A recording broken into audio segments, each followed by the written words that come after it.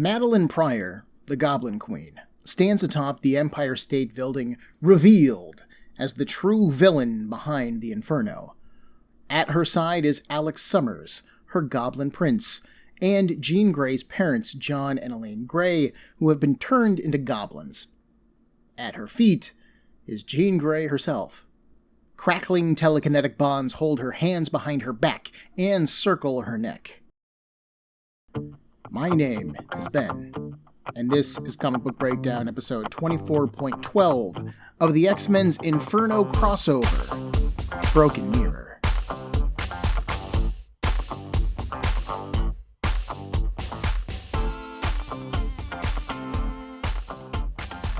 The gathered heroes known as the Uncanny X-Men and X-Factor stand a few floors below, horrified.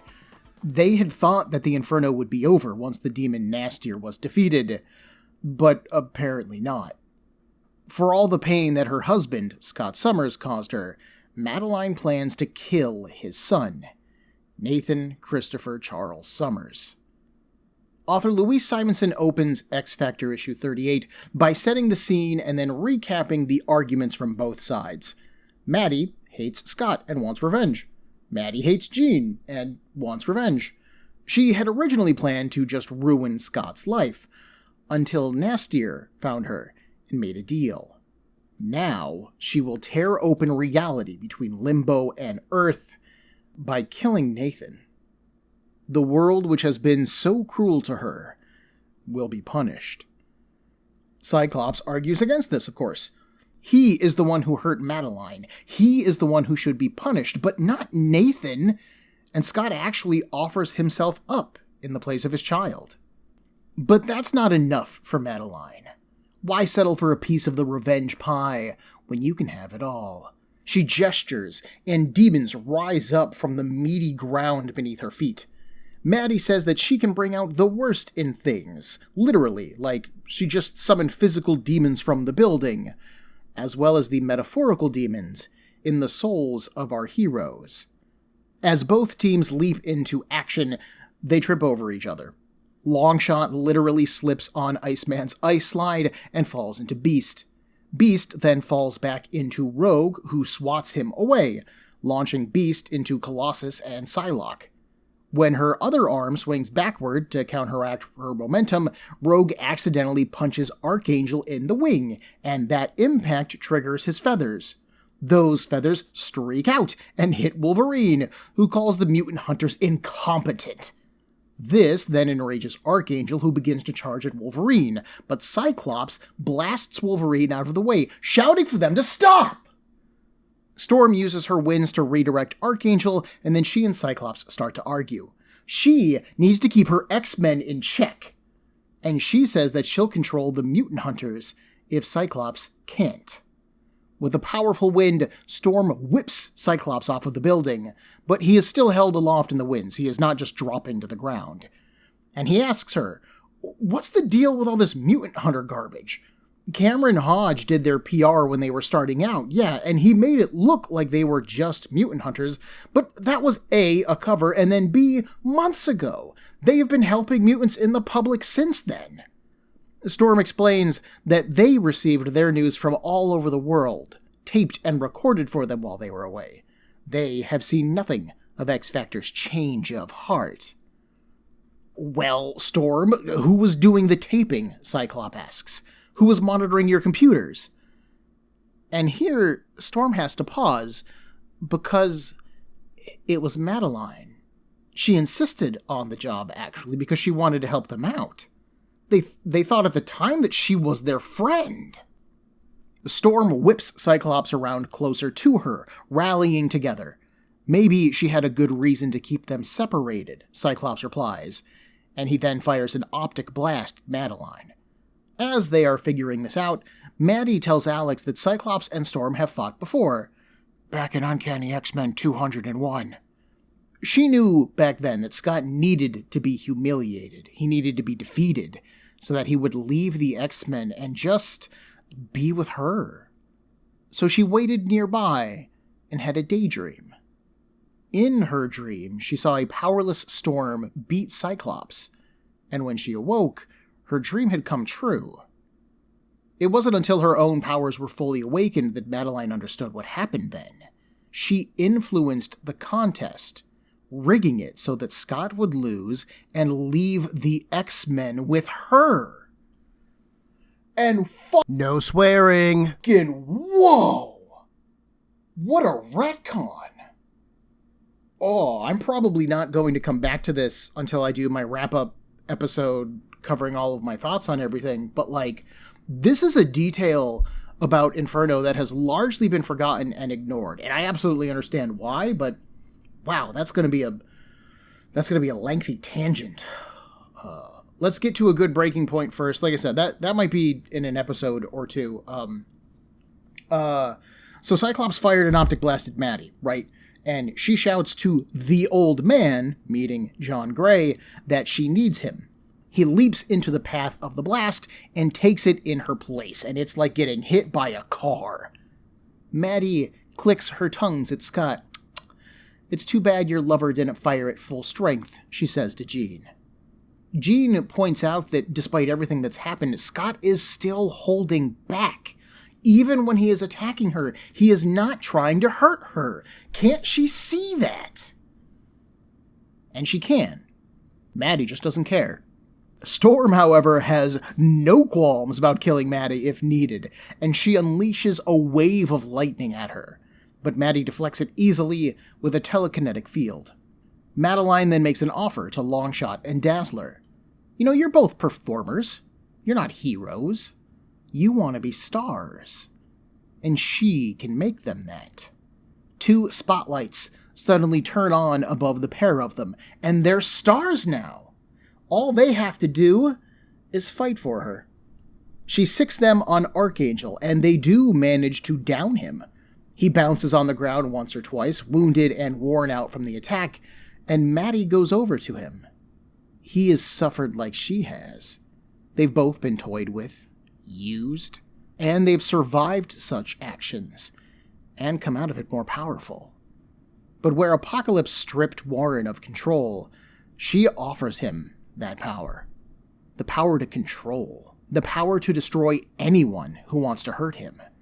They kiss, and Warren mutters that he is lost. Maddie kneels over his slack form. His nose has bent down like a goblin. His ears have gone pointed, and the headpiece of his costume has torn in ridges along the top, creating weird protrusions. Archangel is beginning to fall under Madelyne's influence. "In my kingdom," Maddie assures him, "you will be found." She makes a big speech about how the whole world will tremble at her power, and she gestures at the ESB, the Empire State Building. Crackling energy runs up it, pushing the too tall skyscraper even higher into the sky. Storm encourages Cyclops to fire on her again, but this time he should hold nothing back. But he can't. What she is saying about him, it's basically true. And plus, she is still the mother of his son. He does fire another optic blast, but Maddie dodges this easily. At her feet, Warren is struggling internally. Apocalypse transformed him into death, introduced him to the darkness inside of his own soul, and now Maddie offers him control. Oh, he wants it. Badly. But he has to fight it. Or what will truly be destroyed is what's left of himself. Warren rallies all of his strength, and he slashes through the energy, holding Jean. The power seems to fry him a little bit, like it's electric, and so he goes back down unconscious, but he is alive. The energy also jumps over to Wolverine, freeing him from Maddie's Inferno effect. He glances over at Archangel and sees demons closing in on him. Wolverine dives to his defense, slashing and stabbing them back. Meanwhile, Maddie is getting bored.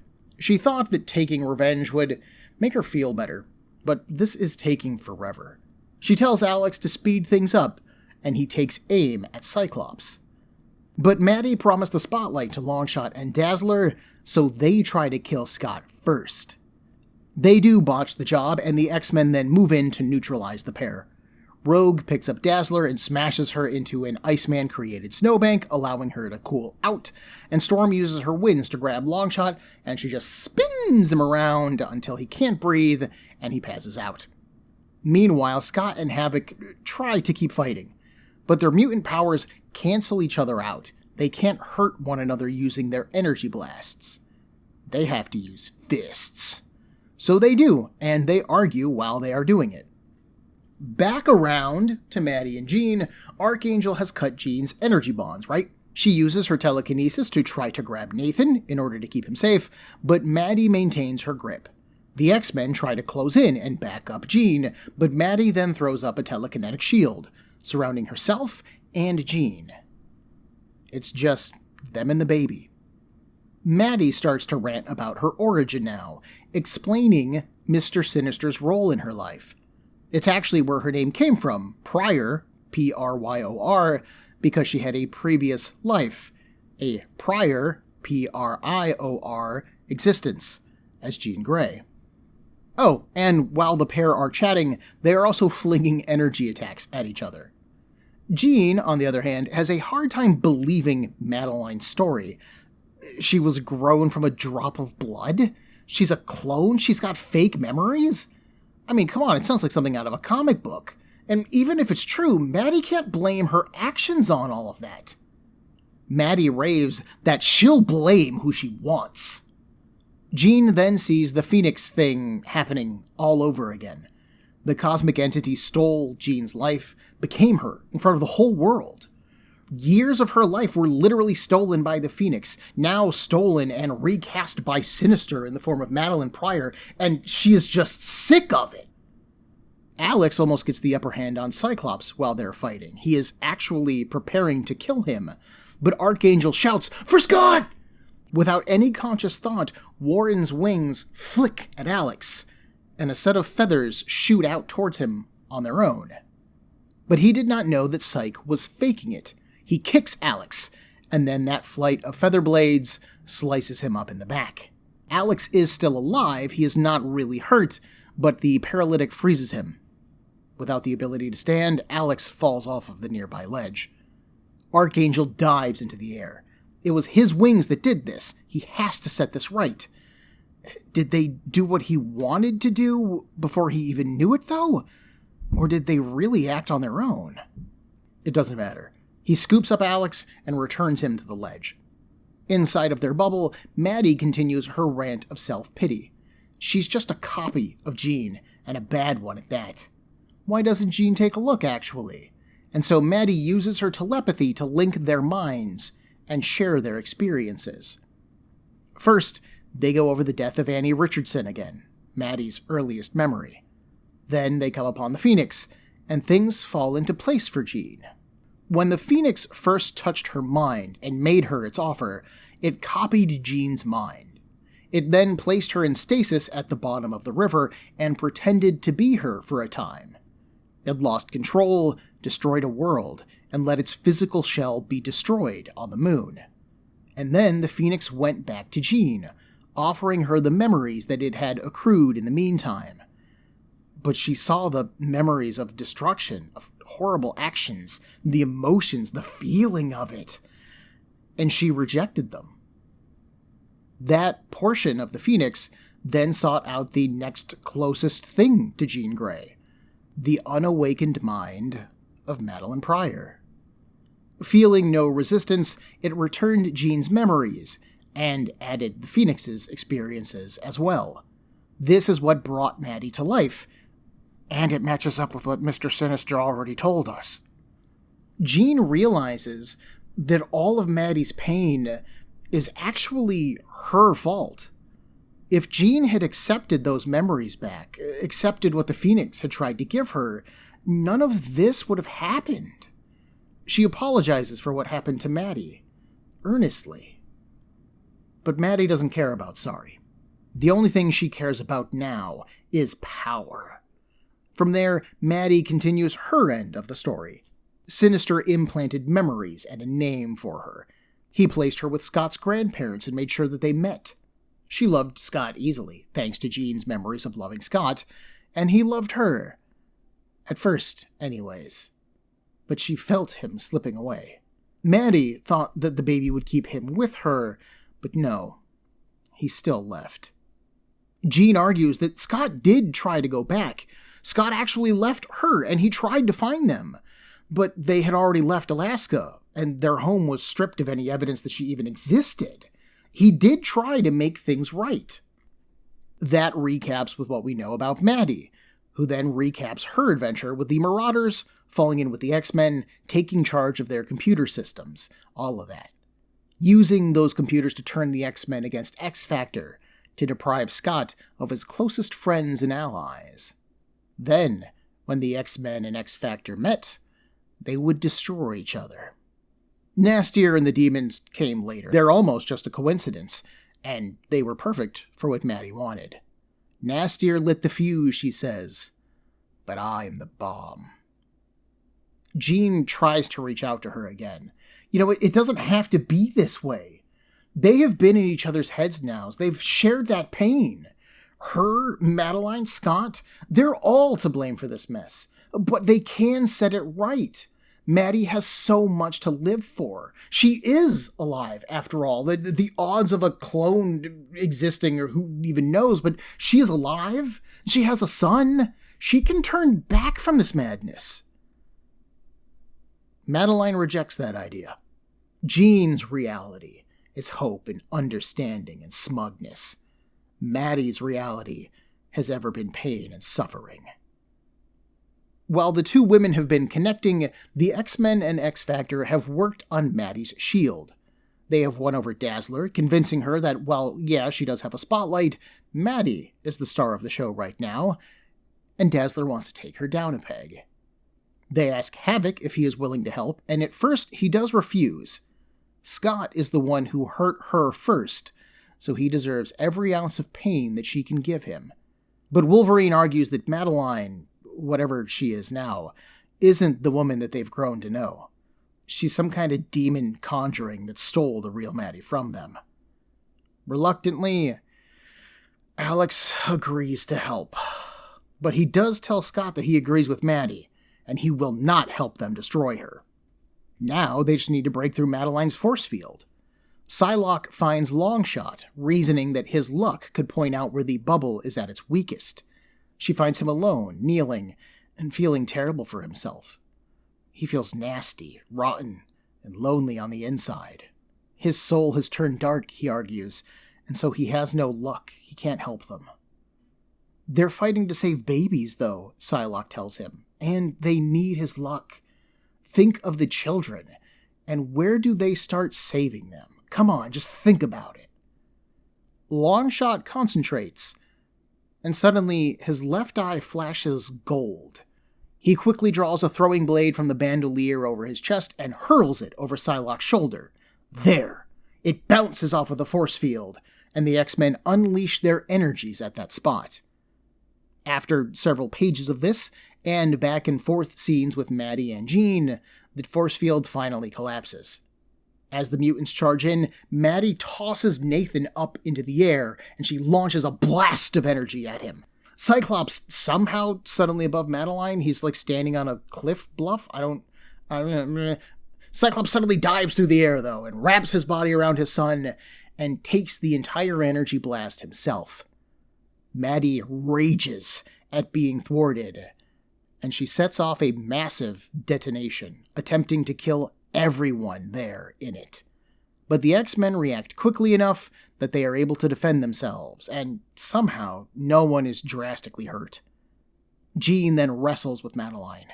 She links their minds, trying to pull her out of the darkness, but Maddie won't let that happen. In fact, she is the one who starts to drag Jean down, their thoughts winking out like their shared experience of Annie Richardson's death. Jean begs for her not to do this. She can live instead. But Maddie replies, her voice fading, "Not in the same world as you." And then she's gone. A bright flash of fire lights up inside of Jean's mind. The Phoenix manifests, or the piece of the Phoenix that contains its memories as Jean. It still wants to return those memories to her, but they're tainted, tattered with death and madness. The Phoenix memory apologizes. It never meant to hurt anyone. It can bring Jean back from the darkness. It can save her, but she has to accept it. All of it. But how can she? These memories are what tainted Madelyne. As a person, she had no personhood, no experience to guide her through that madness. All Madelyne had was borrowed memories tinged with death. The actions of the Phoenix, Madelyne's life, they're all mixed together now. Where does one set of memories begin and the other set end? And what is it going to mean for Jean if she accepts them? In the end, it doesn't really matter, she sighs. Jean wants to live. And the Phoenix is the only way that she can do it. She accepts everything that it can give her. A spiritual explosion rocks reality, and in the real world, the demons vanish. The Empire State Building returns to exactly its previous height and shape, no damage done, as does all of Manhattan. The Greys, John and Elaine, return to normal as well, although they are naked and very surprised and confused. Cyclops kneels on the platform surrounding the top of the ESB. His body is still smoking from Madelyne's blast. Held in his arms is his infant son. Tears run down his face with the loss. Jean kneels down next to him and wraps an arm around his shoulder. She tries to comfort him, saying that Maddie was a living lie, and so his marriage promise, which turned into a lie, answered Maddie's original lie. A lie originally told by Mr. Sinister. That's some real No swearing. shitty justification for leaving your wife, but, alright, sure, Jean. The teams start to chat and connect with one another, just beginning to process what they went through. Dazzler notes that everything that was changed by the Inferno spell has turned back to normal, except the X-Men's costumes. What does it mean? She asks Rogue.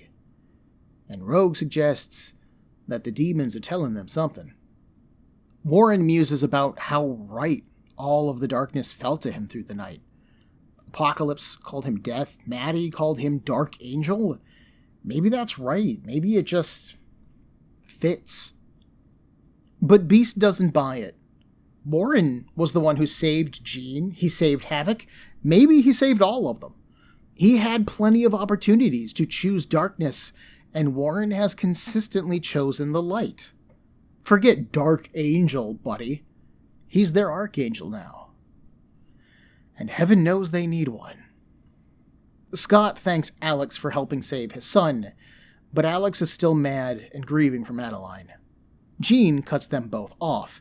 Madelyne was just a puppet, manipulated by Mr. Sinister. He's the one who deserves punishment, if anybody does. And Storm agrees. Sinister was also the one behind the Marauders who killed who knows how many innocent people. He needs to pay for those lives as well.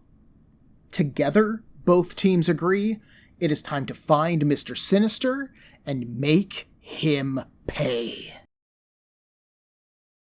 Which will take us into the final steps of Inferno. One of the coolest things about this issue, and the previous issue we covered last episode actually, Uncanny issue 242, is that they are basically both double-sized comics, and structurally, they're kind of the same comic in a few ways. Each of these issues reads like two issues. Uncanny 242's first comic, quote-unquote, was the X-Men vs. X-Factor, and the second half of it was Taking Down Nastier. With this issue, X-Factor 38, we again have the X-Men vs. X-Factor as our opening act, but this time motivated by the goblin spell of Madelyne. And then the second half, of course, is them taking her down. But honestly, despite this similar story structure, it never feels lazy or forced when you're reading.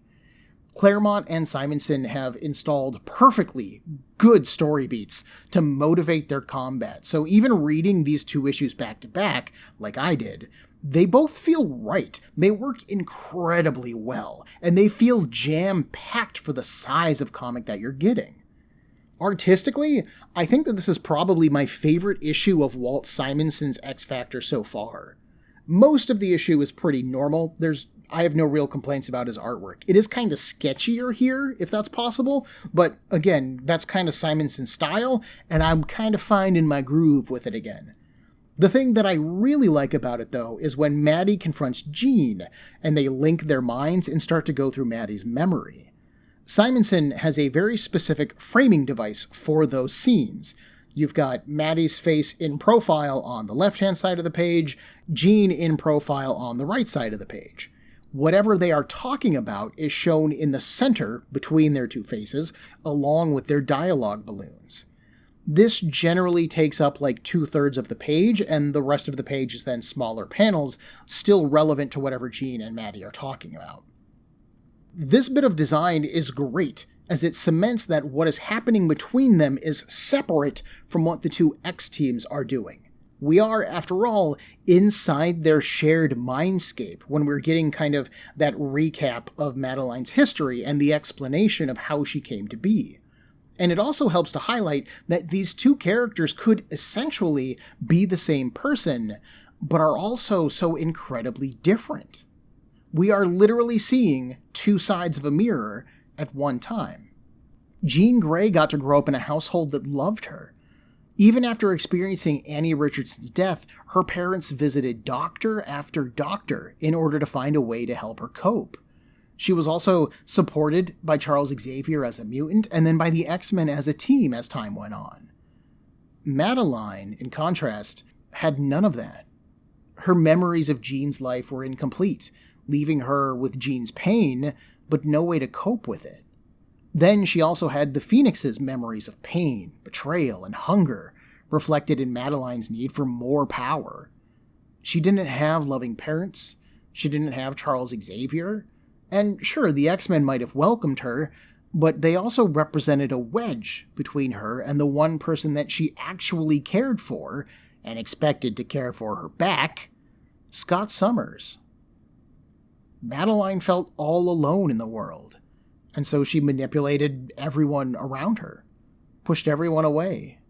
And rather than accept Jean's offer of help and understanding here at the end, she chose to take Jean down with her.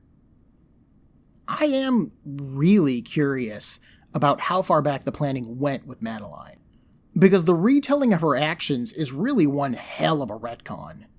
Jean was originally brought back in January of 1986, and Madelyne was attacked by the Marauders in June of 86, so there was certainly time for Claremont and Simonson to react to Jean's resurrection off-screen and make a plan for what they were going to do. Madelyne has manipulated the X-Men into killing the Marauders and fighting X-Factor. She manipulated Havoc into fighting for her, and even after threatening his friends and family, threatening the world, and trying to kill her own son, Alex still feels bad for her. So really good job manipulating him. Maddie has ultimately worked for years to get to this point, lying, manipulating, and pretending with everyone surrounding her. And I don't think, historically, that she gets the kind of credit that that level of dedication deserves. Maddie has kind of been portrayed as the jilted wife as the years have gone on, driven mad with anger and grief. But she has been calculating a lot of these moves for years. Probably only weeks, maybe months in the world of the comic, but, I mean, she does have a cold, prepared mind about all of it. Madelyne might be evil, but I don't think that she was crazy.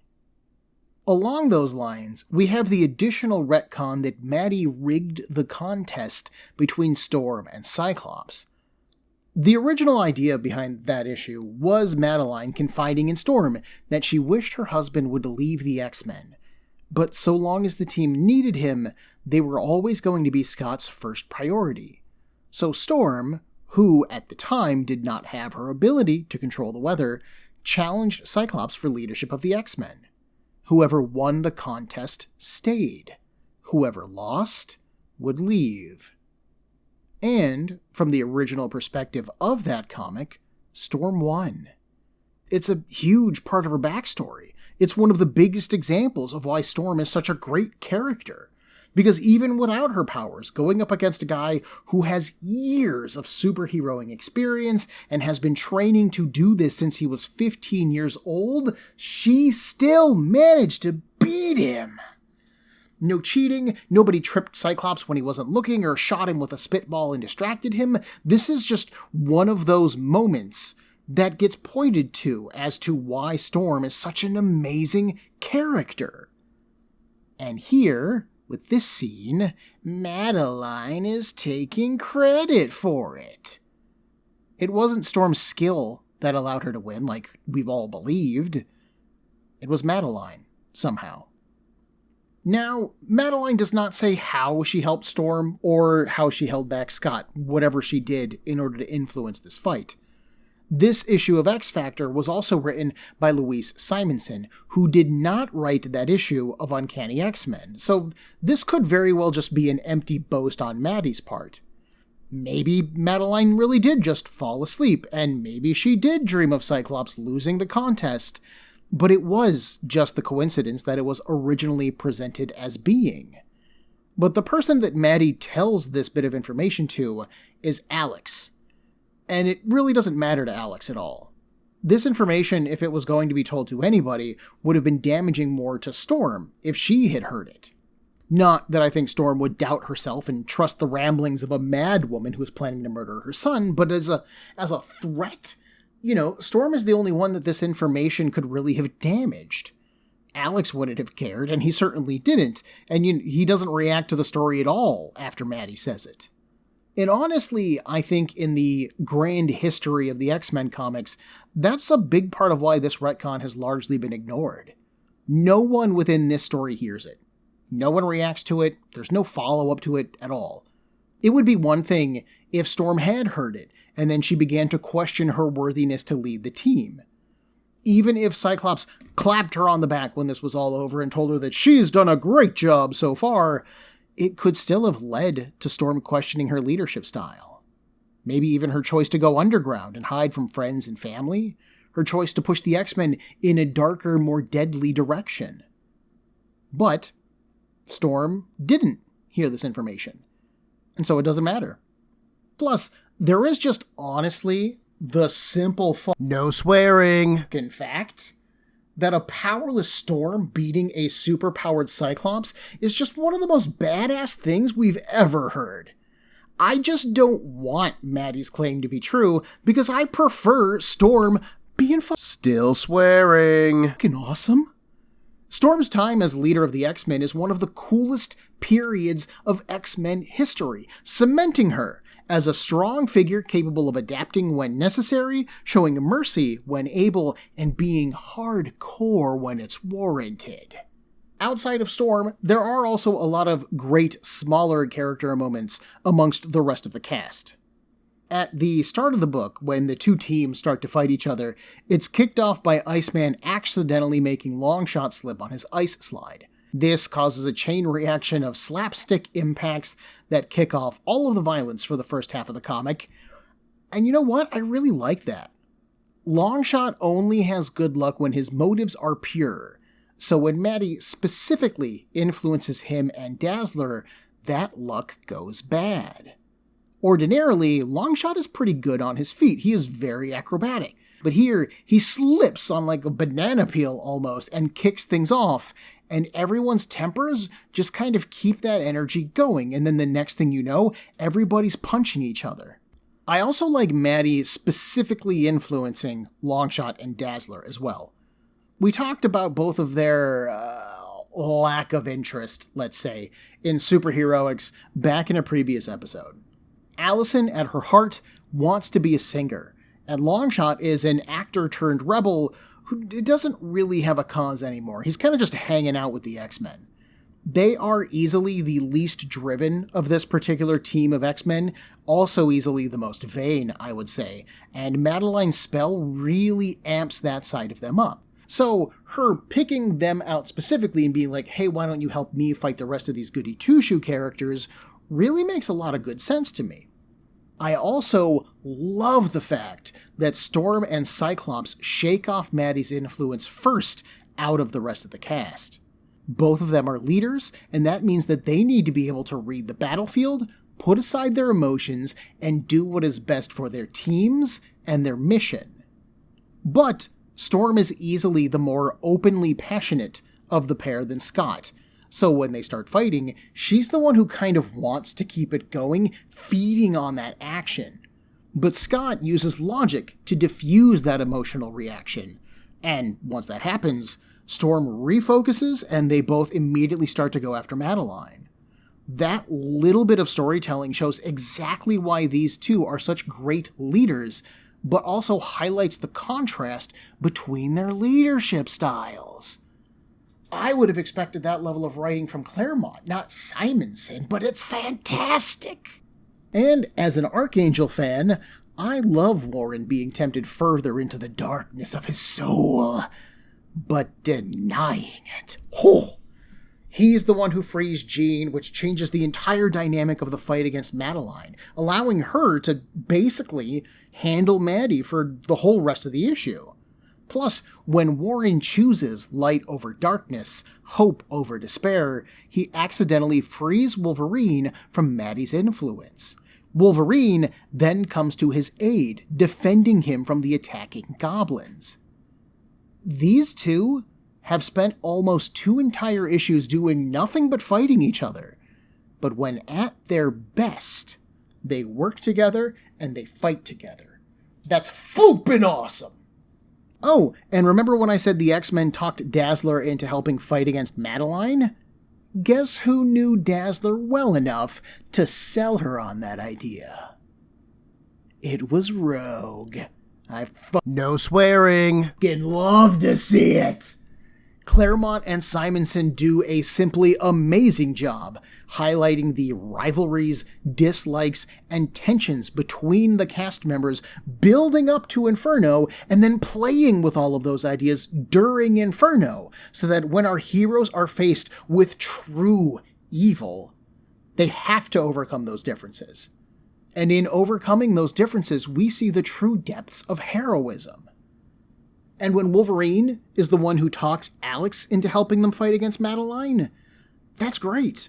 It's important to remember that in the last few issues of Uncanny, Alex has been worried about using his powers to kill, about becoming a berserker, like Wolverine. Out of everyone here, Wolverine is the one that Havoc probably respects the most, because he understands how hard it is to walk that line between killing your enemy and sparing them.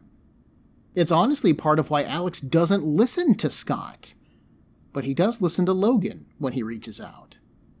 Oh, there's just so much good character work. Oh, I love it.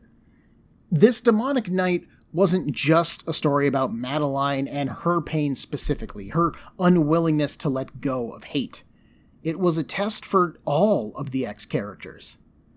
All of them wield incredible powers, and on a bad day, any one of them could be like Madelyne and hurt people. They all had plenty of reasons to fight each other, maybe even kill each other, but they choose not to do that.